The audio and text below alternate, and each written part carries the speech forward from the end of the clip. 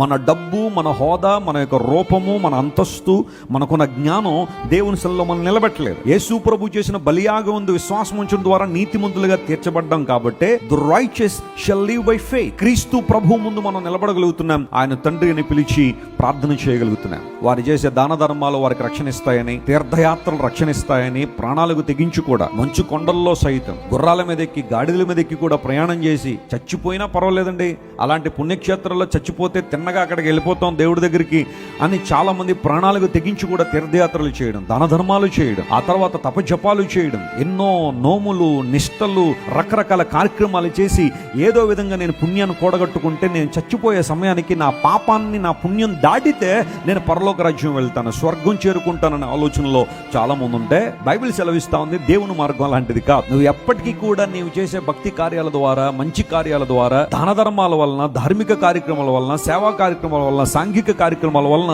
నువ్వు దేవుని రాజ్యాన్ని చేరుకోలేవు. అలా గనక దేవుని నియమం ఉంటే పరిస్థితి వేరేలా ఉండేది. కానీ there is only one way to heaven. క్రీస్తు ప్రభు బలియాగం యందు విశ్వాసం ఉంచి నీ పాప జీవితం ఒప్పుకుంటేనే పరలోక రాజ్యం వెళ్తామని బైబిల్ నిర్ద్వందంగా, నిష్పక్షపాతంగా దేవుని వాక్యం సెలవిస్తాం.